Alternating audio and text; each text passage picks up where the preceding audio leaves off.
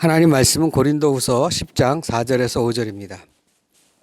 우리의 싸우는 무기는 육신에 속한 것이 아니요 오직 어떠한 견고한 진도 무너뜨리는 하나님의 능력이라. 모든 이론을 무너뜨리며 하나님 아는 것을 대적하여 높아진 것을 다 무너뜨리고 모든 생각을 사로잡아 그리스도께 복종케 하나니. 성도의 싸움은 죄와의 싸움이 아닙니다. 죄는 하나님을 인정하지 않고 하나님을 믿지도 의지하지도 않고 하나님 말씀을 진지하게 받아들이지도 않는 것입니다. 성도는 하나님을 인정하고 믿고 의지하고 하나님 말씀을 진지하게 받아들이기 때문에 이러한 죄와 씨름하는 것이 아닙니다. 하나님을 믿지 않는 인류의 이런 불신앙과 불순종과 맞서고 이런 죄를 꺾으신 분은 오직 하나님의 아들이신 예수님 한 분이십니다. 여러분, 하나님의 아들이신 예수님은 처음부터 죄가 없으셨습니다. 예수님은 하나님과 처음부터 하나셨고 하나님의 뜻에 순종하여 자신을 낮추어 이 땅에 오신 하나님의 아들이십니다. 하나님으로부터 오셔서 죽기까지 하나님 말씀에 순종하신 예수님은 전혀 죄와 무관하신 분입니다. 오히려 예수님은 인류로 하여금 하나님께 힘껏 나아갈 수 있는 길을 만들기 위해 오셨습니다. 인류로 하여금 죄의 길에서 돌이켜서 하나님께 나아가는 길이 되셨습니다. 예수님은 나는 길이요 진리요 생명이라 하셨습니다. 나로 말미암지 않고는 아버지께 나아갈 수 없다고 했습니다. 인류는 하나님께 나아갈 마음도 없고 나아갈 능력도 없고 나아갈 방법도 없습니다. 마치 하나님 없이 사는 것이 인생이라니 하고 사는 것입니다. 하나님께 나아가는 것은 인류에게 실제로 불가능한 일이었습니다. 그러나 하나님은 인류를 포기하거나 버리지 않았습니다. 오히려 인류로 하여금 하나님께 나아가도록 하기 위해 놀라운 계획을 가지셨습니다. 하나님께서 인류에게 직접 찾아오시는 것이었습니다. 하나님은 인류와의 영원한 화해를 위해서 그의 아들을 보내셨습니다. 하나님은 인류에 대한 자신의 의와 사랑과 기쁨을 나타내 보이시기 위해 그의 아들을 보내신 것입니다. 십자가의 죽음은 하나님의 뜻에 대한 예수님의 그의 아들의 완전한 순종입니다. 이러한 순종은 인류의 불신앙과 불순종과 완전히 다릅니다. 십자가에 이르기까지 순종은 인류의 불신앙과 불순종에 대한 심판입니다. 하나님의 심판으로 예수님은 죄와 죽음의 권능을 빼앗았습니다.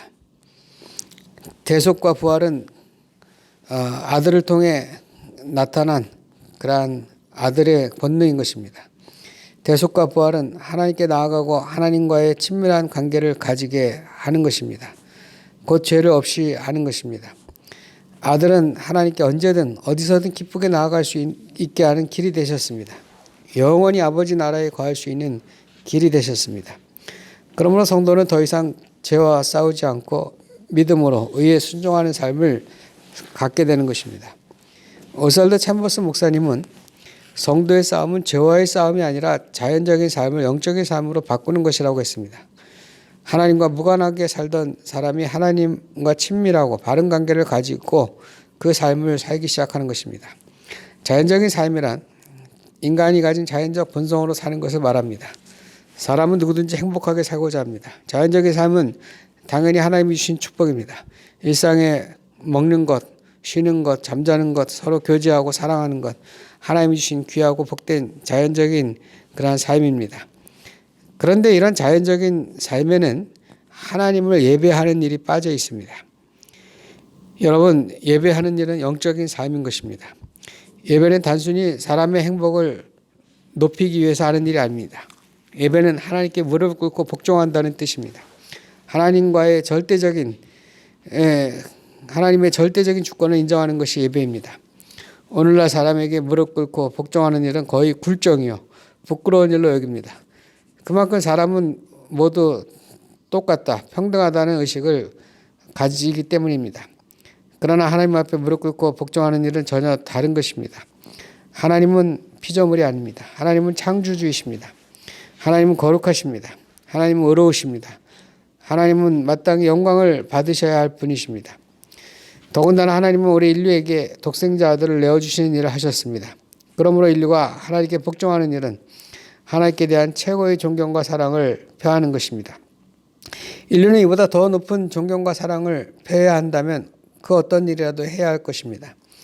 그러나 하나님이 원하시는 일은 믿음과 순종입니다. 믿음과 순종을 통해 하나님과 연합하고 하나님을 사랑하게 되는 것입니다. 하나님께서 원하신 일은 하나님과 우리가 서로 연합하는 일입니다. 우리는 오직 믿음과 복종을 통해서만이 참된 연합을 이룰 수 있습니다. 예배의 참된 의미는 하나님께 믿음과 순종으로 나를 드리는 것이요, 이러한 믿음과 순종을 통해 하나님과 하나 되는 것입니다. 자연적인 삶을 영적인 삶으로 바꾸라는 의미는 우리의 삶이 예배가 되어야 한다는 의미입니다. 성도 여러분, 이 세상에서 자연적인 삶이 가지는 몇 가지 특징들이 있습니다. 먼저 자연적인 삶이 가지는 그 특징은 이 세상의 삶을 전부라고 여기는 것입니다. 그래서 마치 이 세상에서 잘 사는 것이 마치 전부인 양 착각하는 것입니다. 만약 그렇다면 이 세상에서 힘들고 어렵게 사는 모든 사람들의 삶은 실패요, 무의미한 것이요, 헛된 것이 될 것입니다. 한국은 자살률이 최고입니다. 우리나라 사람들이 받는 스트레스는 이 세상에서 뭔가 보여줄 만한 그렇다는 삶을 살아야 한다는 요구를 받는 것입니다. 만일 이런 일들이 좌절되고 불가능해지면 자신들은 아무런 가치가 없다고 여기는 것입니다. 그러므로 쉽게 자살합니다. 사도 바울은 만일 이 세상이 전부라면 그리스도인 만큼 어리석은 사람들이 없다고 했습니다. 만일 이 세상에서 온갖 시련과 고난과 고통들이 의미가 없는 것이라면 우리 그리스도인들은 가장 불행한 사람들이라 그런 것입니다. 성도 여러분, 자연적인 삶은 영적인 삶을 위해 주어진 삶이요, 은혜인 것입니다. 자연적인 삶은 인간의 삶의 전부가 아닌 것입니다. 일생을 살면서 만나는 사람들과 모든 사건들과 상황들은 결국 하나님을 진실되게 만나도록 이끄는 것입니다. 사람의 모든 실패나 성공의 경험도 하나님을 진실되게 만나기 위한 것입니다. 이 세상을 전부로 여기는 모든 이론이나 생각은 깨어져야 합니다.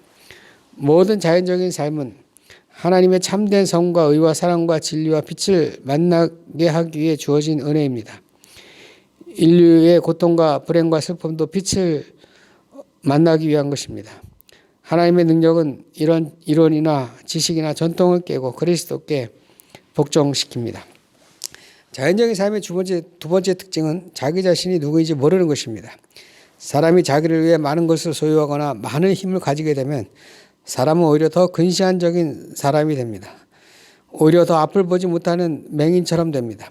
자신이 가진 물질이나 힘 때문에 그의 시야가 좁아지거나 사라지는 것입니다.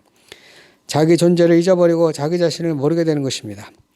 이러한 삶에서 자신을 진실로 알게 되고, 그래서 더 멀리 크게 보고 이웃과 형제를 돌아보고 하나님을 찾는 것이 바로 영적인 삶인 것입니다. 세 번째로 자연적인 삶의 특징은 모든 쇠퇴와 죽음에 대해 걱정하고 두려워하는 것입니다. 자연적인 삶은 죽음과 쇠퇴에 대해서 온갖 대처를 해야 한다고 하지만 실제로 거의 대처를 하지 못합니다.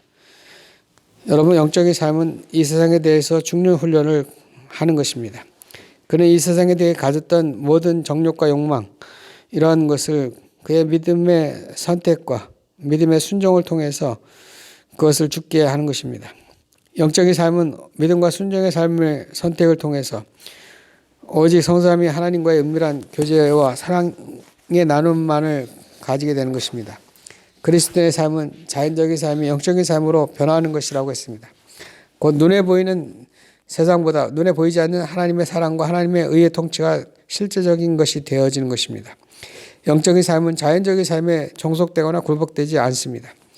인류는 단순히 행복을 위해 사는 존재가 아닙니다. 인류는 하나님을 알고 하나님을 예배하고 즐거워하고 하나님의 영광을 소망하는 그러한 복된 존재입니다. 자연적인 삶이 영적인 삶으로 변화되는 것에는 하나님의 능력으로만 그것이 가능한 것입니다. 사도 바울은 하나님의 능력은 하나님을 아는 것을 대적하여 높아진 것을 다 무너뜨린다고 했습니다. 하나님을 아는 것을 대적하여 높아진 모든 생각을 사로잡아 그리스도께 복종시킨다고 했습니다. 여러분, 이 세상은 하나님과 원수입니다. 이 세상은 한껏 높아져 있습니다. 한껏 자기를 자랑하고 있습니다. 한껏 모든 인류를 유혹하고 시험에 들게 했습니다. 그러나 우리는 눈을 들어 하나님께서 어떻게 일하고 계시는가를 보아야 하는 것입니다. 하나님은 지금도 모든 교만과 거짓과 헛된 일들을 철저하게 무너뜨립니다. 여러분, 우리가 해야 할 일은 예수 그리스도를 통해 하나님과 바른 관계를 가지고 하나님과 바른 관계를 갖는 것입니다. 두 번째로 우리가 해야 할 일은 하나님의 의의 역사, 하나님의 나라가 우리를 지금도 통치하고 계심을 믿고 감사함으로 힘차게 살아가야 되는 것입니다. 여러분, 이러한 믿음 속에서 우리는 자연적인 삶을 영적인 삶으로 변화시키는 일을 하는 것입니다. 성령을 의지하여 믿음으로 이전과 다른 선택을 하는 것입니다. 제사함 받은 것을 의지하여 과거에 대한 모든 미련이나 집착을 버리는 것입니다. 세상의 생각들은 하나님을 대적합니다. 온갖 이론과 지식과 전통과 법을 가지고 대적합니다. 그러나 우리는 두려워하지 않고 담대할 수 있습니다. 주님의 능력은 모든 이론과 지식과 교만을 주님께 복종시키기 때문입니다. 여러분, 우리는 이러한 주님의 능력을 어느 때는 바라만 봐야 할 때가 있습니다. 오랫동안 기다리기만 할 때도 있습니다. 이러한 것들은 사람의 노력과 힘으로 되는 것이 아니기 때문입니다. 그러나 주님의 능력은 이 모든 것을 반드시 부수고 복종시킵니다. 우리가 해야 할 일은 믿음을 가지는 것입니다. 믿음으로 견디고 소망하는 것입니다. 주님의 능력을 우리가 믿는 것입니다. 믿음으로 선택하는 것입니다. 주님은 우리의 소망과 믿음과 선택을 보고 계십니다. 주님은 우리는 이긴 싸움을 싸우고 있다고 말하고 있습니다. 여러분, 우리는 이긴 싸움을 바라보고 있습니다. 감사함으로 앞으로 나아가시길 축원합니다. 아멘.